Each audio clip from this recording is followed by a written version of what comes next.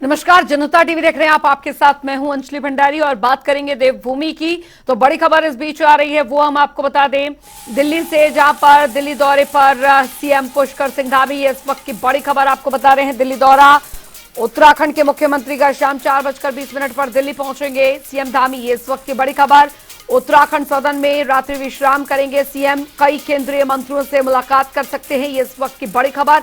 दिल्ली दौरे पर सीएम पुष्कर सिंह धामी, ये इस वक्त की बड़ी खबर आ रही है। शाम 4:20 पर दिल्ली पहुंचेंगे सीएम धामी, ये बड़ी खबर। उत्तराखंड सदन में ही रात्रि विश्राम करेंगे सीएम, ये इस वक्त की बड़ी खबर। तो कई केंद्रीय मंत्रियों से कर सकते हैं मुलाकात, इस वक्त की बड़ी खबर। दिल्ली दौरा सीएम पुष्कर सिंह धामी का बेहद महत्वपूर्ण, शाम 4:20 पर दिल्ली पहुंचेंगे सीएम धामी, तो ये बेहद महत्वपूर्ण, कई केंद्रीय मंत्रियों से मुलाकात का उनका ये कार्यक्रम और रात्रि विश्राम दिल्ली में ही होगा उनका। बढ़ेंगे आगे तो उत्तराखंड में कैलाश मानसरोवर की यात्रा को लेकर मुख्यमंत्री पुष्कर सिंह धामी का बड़ा बयान सामने आया है। बता दें आपको, मुख्यमंत्री पुष्कर सिंह धामी ने कहा है कि अब दारचूला से लेपू लेक तक कैलाश मानसरोवर की यात्रा होगी और इसके लिए उन्होंने प्रधानमंत्री नरेंद्र मोदी, केंद्रीय सड़क परिवहन मंत्री नितिन गडकरी का आभार जताया है। सीएम धामी ने कहा है कि कैलाश मानसरोवर यात्रा को लेकर राज्य सरकार की तरफ से सभी तरह की जो तैयारियां हैं वो की गई हैं। ऐसे में अब जिस तरह से केंद्र सरकार कैलाश मानसरोवर यात्रा को लेकर काम कर रही है, उस दिशा में ये फैसला बहुत बड़ा है। सीएम ने कहा है कि कुछ स्थानों पर लैंडस्लाइड हुई थी, ऐसे में क्षतिग्रस्त सड़कों के मरम्मत करने का जो काम है वो चल रहा है। वहीं पिथौरागढ़ की जिलाधिकारी रीना जोशी ने जानकारी देते हुए कहा है कि मौसम के अलर्ट को देखते हुए कैलाश मानसरोवर यात्रा पर रोक लगाई गई है। अगले कुछ दिनों के लिए जैसे ही मौसम साफ होता है तो यात्रा फिर से सुचारू की जाएगी। नहीं, लैंडस्लाइड क्योंकि कल पीपलकोटी के पास भी आया था और रात को देर रात्रि तक 3 बजे तक रात तक काम चला है और युद्ध स्तर पर काम चलने की वजह से वहाँ रोड खुल गया है। और मैं आदरणीय प्रधानमंत्री जी का और आदरणीय नितिन गडकरी जी का, सड़क परिवहन मंत्री जी का धन्यवाद करना चाहता हूँ कि कैलाश मानसरोवर की जो यात्रा है वो आने वाले समय में सड़क मार्ग से पूरी की जाएगी और यहीं हमारे उत्तराखंड के पिथौरागढ़ से धारचूला होते हुए लिपू लेक तक यात्रा जाएगी और लोग जो है कैलाश, बाबा कैलाश के दर्शन कर पाएंगे।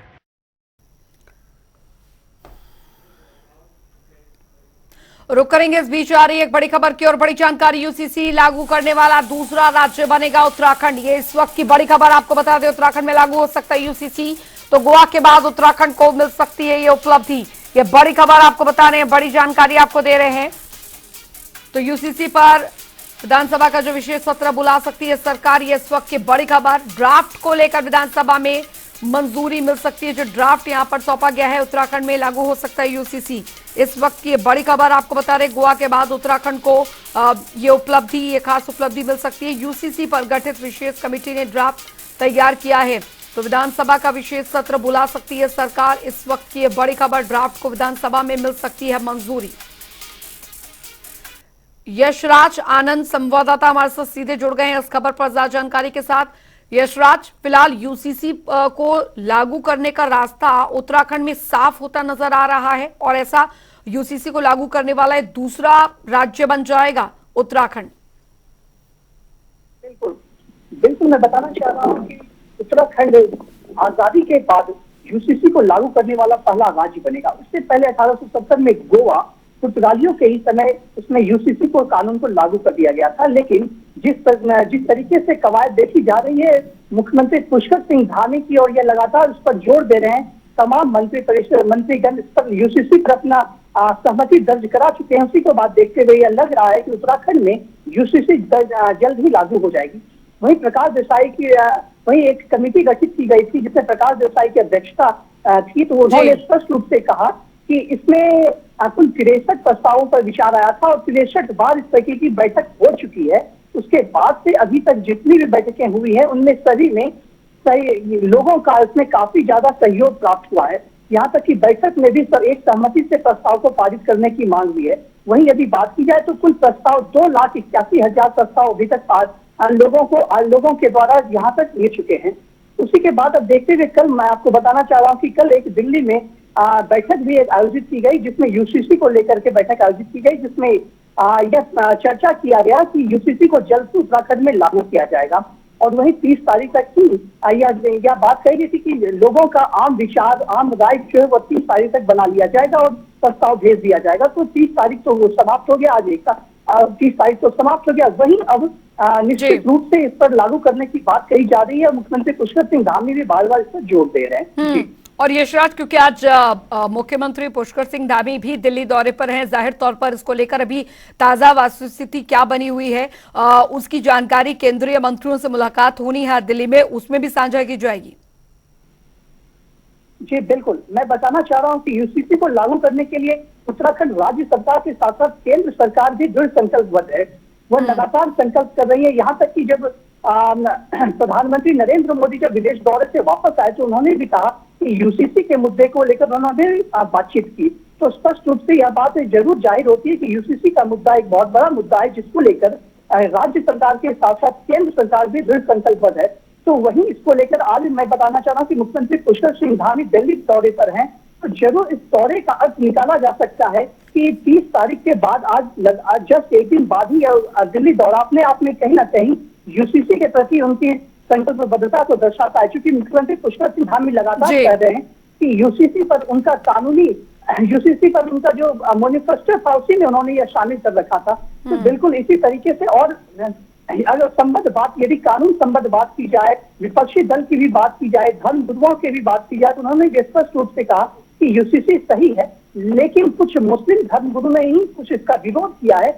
लेकिन जनता की भी राय यदि दी गई तो जनता ने भी स्पष्ट रूप से अपनी सहमति ही जताई है। जी, बहुत बहुत शुक्रिया यशराज आनंद इस तमाम जानकारी के लिए।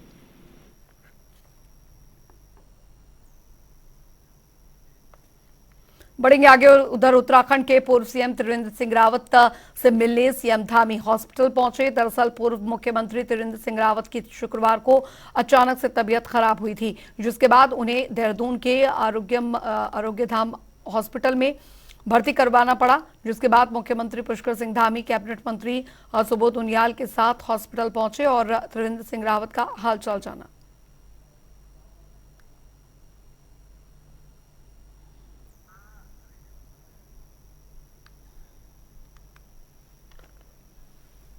उधर आपको बता दें कि वित्त मंत्री डॉक्टर प्रेमचंद अग्रवाल ने G20 में सम्मिलित अधिकारियों और साथ ही कर्मचारियों को सम्मानित किया।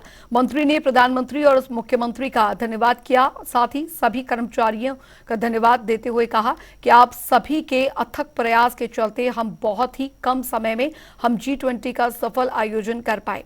वहीं G20 के दौरान सड़क मार्ग, पेट्रोल सुविधा और लाइट सिवर लाइन एवं सौंदर्यीकरण का जो भी कार्य किया गया वे बहुत ही सराहनीय है। उन्होंने कहा कि श्री गंगा आरती के आयोजन को लेकर त्रिवेणी घाट के सौंदर्यीकरण का कार्य जो है वो अद्भुत रहा।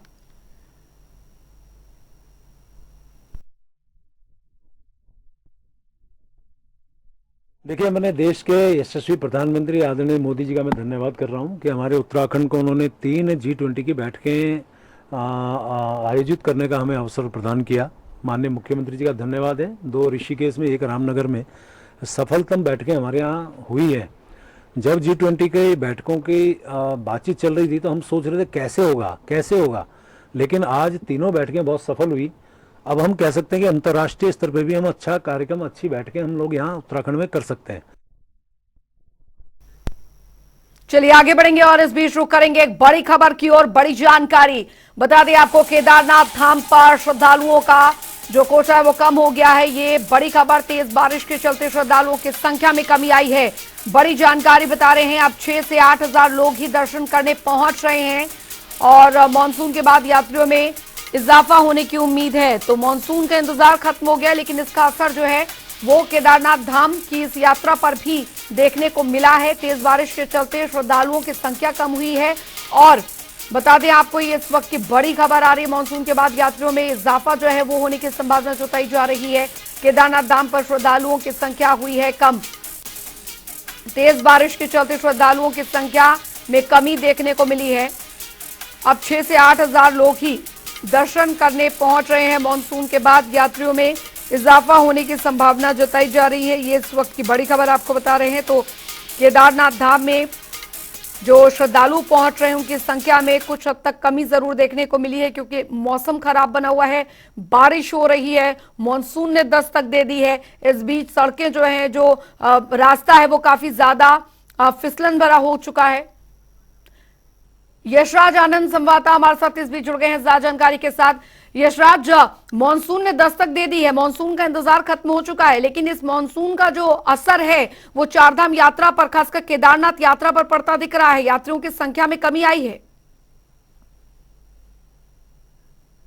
बिल्कुल, मैं बताना चाहता हूँ कि केदारनाथ के चारधाम यात्रा में इस बार श्रद्धालुओं में अभी तत्काल कमी देखी गई है जी। क्योंकि कमी का एक सबसे बड़ा वजह यहाँ पर मानसून का आ जाना, और मानसून के कारण चूंकि यदि चारधाम, सबसे पहले चारधाम यात्रा की बात की जाए तो केदारनाथ जो है वो काफी ऊंचाई पर स्थित है, बद्रीनाथ भी काफी ऊंचाई पर स्थित है, लेकिन केदारनाथ कुछ ज्यादा ही ऊंचाई, उससे ज्यादा ऊंचाई पर स्थित है। तो केदारनाथ में चढ़ाव भी है, जो चढ़ाई की जाती है वो खड़ी चढ़ाई है। इस खड़ी चढ़ाई को देखते हुए और दुर्गम चढ़ाई कही जाती है, क्योंकि सीढ़ी तो बनी हुई है, लेकिन क्या है कि बरसात के समय में जब पानी आने नीचे गिरने लगता है, बारिश का पानी आने लगती है तो सीढ़ी तभी फिसलन हो जाती है और घोड़े खच्चर को चढ़ने में भी दिक्कत आ जाती है। साथ ही साथ जब बारिश शुरू हो जाता है तो हेलीकॉप्टर से भी यात्रा नहीं की जा सकती है, यानी कि चारों ओर से यात्रा पर बाधाएं पड़ता है। ना तो आप खड़ी चढ़ाई कर सकते हैं, पैदल चढ़ाई करने में भी परेशानी होती है, घोड़े खच्चर से चढ़ाई करने में परेशानी होती है, और हेलीकॉप्टर भी बंद कर दिया जाता है। तो इसीलिए इसी को देखते हुए केदारनाथ धाम में जो श्रद्धालु हैं वो उनकी संख्या में काफी कमी आई है। क्योंकि कमी आने के कारण क्या हो रहा है वहां पर कि वहां पर व्यवसायी वर्ग भी हैं, उनके भी व्यवसाय में कुछ कमी आ गई है। तो इस कारण से इस बार जो चार धाम की यात्रा है ये मौसम का मार लगातार झेल रहा था, लेकिन बीच में श्रद्धालुओं का काफी तांता लगा हुआ था। करीब 30,000 श्रद्धालु प्रतिदिन दर्शन करते थे, लेकिन फिर मानसून आने के बाद यह संख्या में काफी गिरावट आ गई है। अब इसको बुजुर्ग लोग जो होते हैं, बुजुर्ग व्यक्ति, वो अभी खड़ी चढ़ाई करने से डर रहे हैं, क्योंकि हेलीकॉप्टर और घोड़े खच्चर से चढ़ाई करना भी खतरे से खाली नहीं है। इसी को देखते हुए बुजुर्ग और बच्चे और परिवार के साथ लोग चढ़ाई करने से वहां पर डर रहे हैं। तो यही वजह है कि केदारनाथ धाम में अभी चढ़ाई को लेकर के कम हो रही है और दर्शन श्रद्धालु भी काफी कम आ रहे हैं। जी, लेकिन श्रद्धालु जो अभी वहां पर आ रहे हैं चारधाम यात्रा में, केदारनाथ यात्रा का ट्रैक क्योंकि काफी ज्यादा कठिन भी होता है, उनकी सुरक्षा हेतु फिलहाल प्रशासन द्वारा क्या कुछ काम जो है वहां पर किया जा रहा है, या क्या कुछ सुविधाएं जो है उन्हें वहां पर दी जा रही है, ताकि जो श्रद्धालु अभी केदारनाथ आ रहे हैं कम से कम उनकी सुरक्षा सुनिश्चित यहाँ पर हो सके? जी बिल्कुल, मैं बताना चाह रहा हूँ कि अभी जो श्रद्धालु इस बरसात के मौसम में आ रहे हैं उनकी सुविधा के लिए सरकार पूरी तरीके से मुस्तैद है। शासन प्रशासन हर जगह कैंप लगाकर रखी है, मेडिकल टीम वहां पर जा रखी है, और साथ ही साथ मैदानी क्षेत्रों से कुछ विशेषज्ञ और डॉक्टरों की टीम को भी वहां पर भेजा गया है। स्वच्छ पानी की व्यवस्था की गई है, बॉटल पानी की भी व्यवस्था की गई है, साथ ही साथ राहत कैंप लगाए गए हैं। और यदि किसी को डिहाइड्रेशन हो जाता है या कुछ खान पान में परेशानी हो जाती है या सर्दी खांसी फीवर की समस्या वहां अमूमन होते रहती है, क्योंकि काफी ऊंचाई पर है और ठंड वहां पर काफी है, तो इस कारण से भी वहां पर डॉक्टरों की टीम व्यवस्थित गठित कर दी गई है और वहां पर 24 घंटे डॉक्टर की टीम तैनात है। वहां पर कैंप राहत सामग्री की व्यवस्था भी की गई है, जहां पर भोजन खाने की व्यवस्था की गई है, पानी की व्यवस्था की गई है। साथ ही साथ डॉक्टरों की टीम जो मौजूद है वो लगातार लोगों पर नजर रखे हुए है। वहां पर चेकअप किया जा रहा है, जो भी श्रद्धालु आते हैं वो कैंप में चेकअप करा सकते हैं, उसके बाद वो आगे बढ़ते हैं। यदि किसी को कुछ परेशानी होती है, चाहे सर्दी खांसी फीवर या डिहाइड्रेशन की कोई समस्या होती है, तो वो डॉक्टर के पास जाकर के दवाई प्राप्त कर सकते हैं। तो इस प्रकार से शासन के द्वारा मुस्तैदी से काम किया जा रहा है। वहीं पर यदि बात की जाए कि बारिश में कुछ फंसे लोग हो जाते हैं या कुछ परेशानियां होती है, तो इसको लेकर एनडीआरएफ और एसडीआरएफ टीम को पूरी तरीके से तैनात कर दिया गया है। साथ ही साथ उत्तराखंड पुलिस बल को भी वहां पर तैनात कर दिया गया है, ताकि किसी भी प्रकार की यदि कोई परेशानी होती है तो इससे उत्तराखंड पुलिस उनको निकाल सके। और एनडीआरएफ और एसडीआरएफ की टीम को मैं बताना चाह रहा हूं कि इस बार एक विशेष प्रशिक्षण उन्हें दिया गया है, ताकि मौसमी मार को वो आसानी से झेल सकें और खुद से मुआयना कर सके कि मौसम खराब होने की स्थिति में उन्हें जाना चाहिए, और वहां पर वो सारी व्यवस्था को लेकर केदारनाथ धाम में वो खड़े रहते हैं। यदि उन्हें कहीं से भी सूचना मिलती है कि केदारनाथ धाम में कुछ यात्री फंसे हैं, तो तुरंत ही वो मौके पर पहुंच करके उनसे बचाने का प्रयास करते हैं। यूं तो मैं आपको बताना चाह रहा हूँ कि जो केदारनाथ धाम में सबसे बड़ी बात यह है कि वहां पर नेटवर्क की समस्या हो जाती है। वहां पर सेटेलाइट फोन ही काम करता है। बिल्कुल। तो सेटेलाइट फोन के थ्रू यदि बात की जाए तो वो भी कनेक्शन कभी कभी वहां पर एसडीआरएफ और एनडीआरएफ टीम को नहीं मिल सकते, इसलिए विशेष प्रशिक्षण दिया गया है ताकि एनडीआरएफ और एसडीआरएफ की टीम खुद से वहां पहुंच करके श्रद्धालु को रेस्क्यू कर सके और जो भी परेशानी होगी श्रद्धालु को उसको से उन्हें बचा सके। बिल्कुल, बहुत बहुत शुक्रिया यशराज आनंद इस तमाम जानकारी के लिए। खबरों में आगे बढ़ेंगे तो बारिश ने पहाड़ से लेकर मैदान तक भारी तबाही मचाई हुई है। बारिश के चलते हुए भूस्खलन के बाद अब बद्रीनाथ हाईवे फिर से बंद कर दिया गया है। वहीं दिल्ली यूपी से लेकर बिहार तक बारिश और तूफान का अलर्ट जारी किया गया है। मौसम विभाग ने उत्तराखंड, हिमाचल और दिल्ली में झमाझम बारिश की संभावना जताई है। बारिश का असर सबसे अधिक उत्तराखंड में देखने को मिल रहा है, जिसके चलते उत्तराखंड में 4 जुलाई तक अलर्ट जारी किया गया है। वहीं NHIDCL ने सड़क खोलने का जो काम है वो शुरू कर दिया है। हाईवे के दोनों ओर तीर्थयात्री सड़क खुलने का इंतजार कर रहे हैं।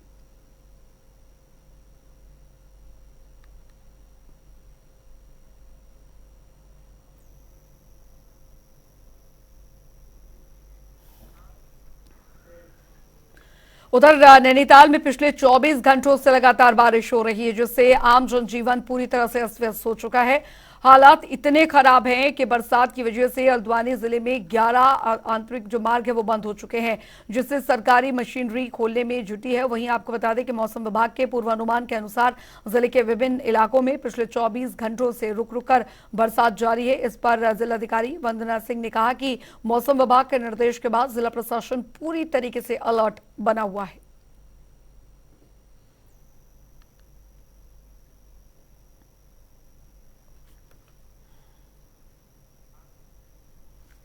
उधर देहरादून से लक्सर होकर वाराणसी पहुंचने वाली जनता एक्सप्रेस अगले 4 दिनों के लिए यानी 1 जुलाई से 4 जुलाई तक रेलवे विभाग ने संचालन पर रोक लगाई है। बता दें कि कांवड़ यात्रा के दौरान ट्रेन की स्पीड बढ़ाने और आरामदायक सफर के लिए ट्रैक पर काम किया जा रहा है। वहीं ट्रेन से सफर करने वाले यात्रियों की मुश्किलें बढ़ेंगी।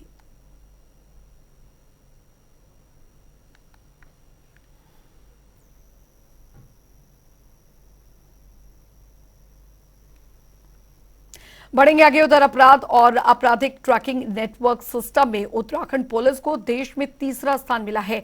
वहीं पर्वतीय राज्यों की बात की जाए तो उसमें उत्तराखंड 97.44 अंक के साथ पहले स्थान पर है। दूसरे नंबर पर हिमाचल प्रदेश रहा, जिसे 96.15% अंक मिले हैं। वहीं तीसरे स्थान पर अरुणाचल प्रदेश, मिजोरम चौथे और त्रिपुरा 5वें स्थान पर काबिज है। उत्तराखंड पुलिस की इस उपलब्धि पर डीजीपी ने पुलिस को बधाई दी है।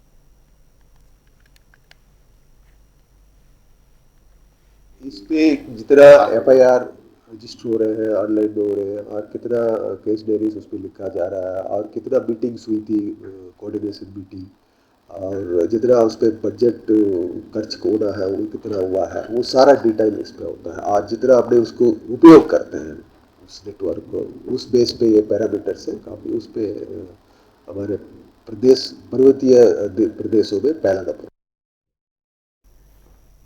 तो राज्य बनने के बाद अब पहली बार उत्तराखंड के साहित्यकारों का सम्मान हुआ। उत्तराखंड भाषा संस्थान ने उत्तराखंड साहित्य गौरव सम्मान का कार्यक्रम का आयोजन किया, जिसमें कि मुख्यमंत्री पुष्कर सिंह धामी ने शिरकत की। इस दौरान भाषा मंत्री सुबोध उनियाल की कार्यक्रम में मौजूदगी रही और साथ ही कार्यक्रम में विभिन्न भाषाओं में अपनी रचनाएं प्रकाशित कर चुके 9 साहित्यकारों को सीएम धामी ने शॉल उड़ाकर सम्मान चिन्ह और 1 लाख रुपए की चेक राशि से सम्मानित किया।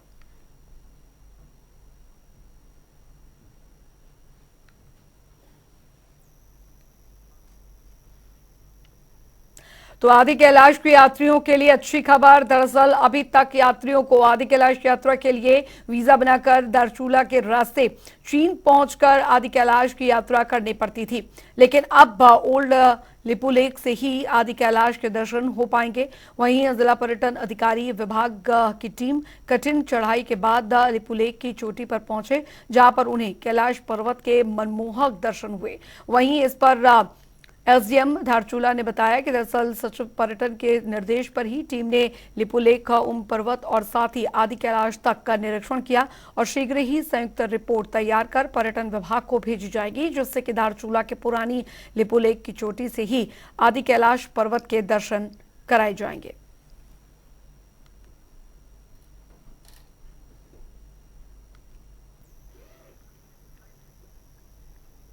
सर भारतीय क्षेत्र से भी मानसरोवर के दर्शन होने की उम्मीद है। ऐसे में एक टीम का सर्वे भी हुआ है, तो इस बारे में कुछ बताइएगा सर, क्या है? अभी हमारे सेक्रेटरी टूरिज़्म सर के ऑर्डर्स के हम अभी अनुपालन करने में हमारी एक टीम गठित की गई थी, जिसमें KMVN MD थे, टूरिज़्म ऑफिसर थे और राजस्व विभाग की टीम भी थी। तो हमारी जॉइंट टीम अभी गुंजी, आदि कैलाश और ओम पर्वत के एरियाज़ जो हैं, जो हमें टूरिज़्म प्रमोट करना है, उन सभी एरियाज़ पे विजिट कर चुकी है। एक टीम ओल्ड लिपू लेक पास, जहाँ से हमारा माउंट कैलाश के दर्शन भी होते हैं, उस पास पे भी गई थी। उस एरिया को कैसे टूरिज़्म पॉइंट ऑफ व्यू से डेवलप किया जा सकता है, क्या इंफ्रास्ट्रक्चर की रिक्वायरमेंट है, उन सभी चीज़ों पे वहाँ पे विचार विमर्श करके अभी एक प्लान हम लोग देंगे